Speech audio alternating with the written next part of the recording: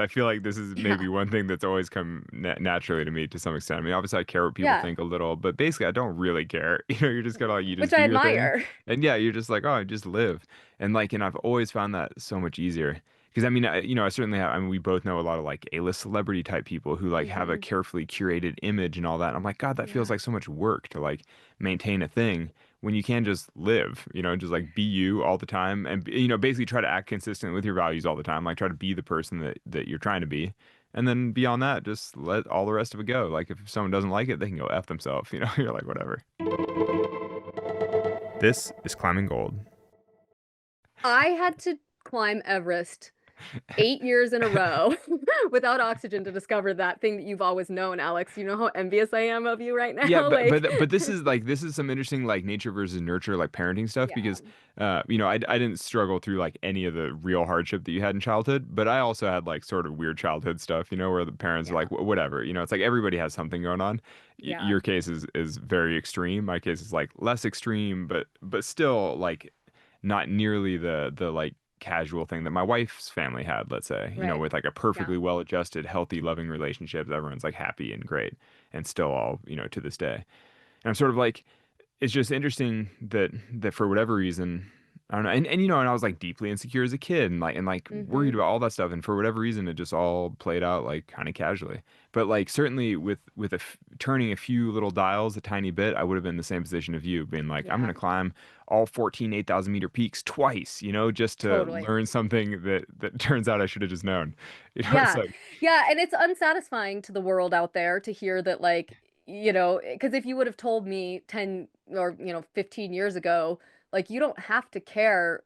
I mean, people say it, right? I've heard it forever of, like, "It's none of your business what people think of you," and I've always thought of that as this, like, very lofty ideal, but it's actually true. Like, and I don't know if it's just that I'm maturing, or if I'm also growing and maturing, and I think it's probably that, but it is true that, like, it is none of my business, and David Foster Wallace, who I admire his way of thinking so much, he has this great quote that I really feel like embodies all of it, which is like, "You won't care what people think of you when you realize how rarely they do."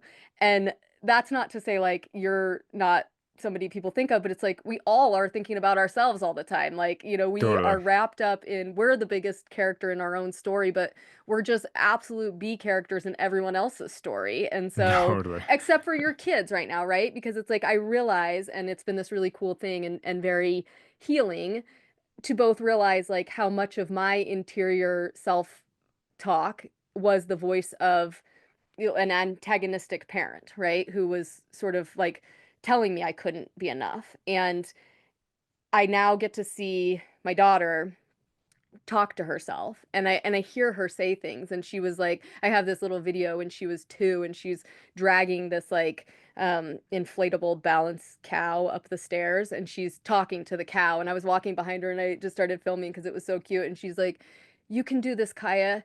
Come on, cow, come up the stairs. Kaya's so strong. Kaya's so brave. You can do this, Kaya." And I was like, her interior voice is my voice to her, and so, like, I have the opportunity now to, like, hopefully help her learn this lesson, and, I'm gonna botch it in a bazillion ways for sure, that I just all the blind spots I don't know about yet, but I get to do this thing for her that is hopefully, you know, avoiding some of that journey that I went on. Like, hopefully I went on that journey so that I can help spare her some of that specific pain. She's gonna have her own pain, and that's part of, like, this joy of being a human, but, I hope I can, help her avoid some of that stuff, and that feels very worthwhile to me. Yeah, it's funny. I was about to just ask, like, but can you have achievement without the pain? I mean, that's the whole challenge of it. Like, I mean, because Yeah, like, can you perform as an athlete without the pain of training? Just at a physiological level. But then I'm like, in some ways, I think your book is an answer to that, in that you have your greatest achievements once you've dealt with a after. lot of that pain, like Yep. once you've sort of healed in a lot of ways. And Yeah, I and think that's what's so healthy about the book. yeah, thank you. I think when I think about kids and, like as you have little ones now too, I think about like what I want for them. And I always go back to this one thought, which is that I want resilience for my kids. And I have resilience. And I know that resilience isn't born in comfort.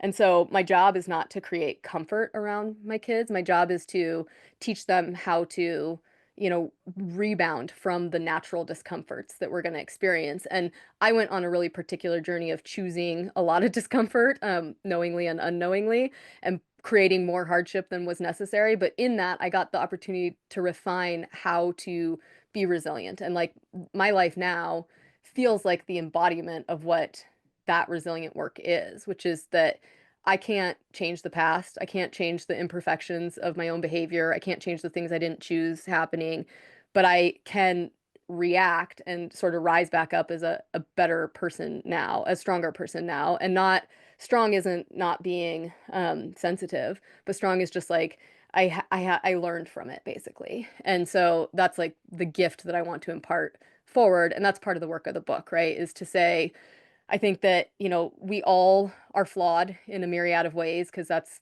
what being human is. It's like it takes so long for such a short time to pass as a human.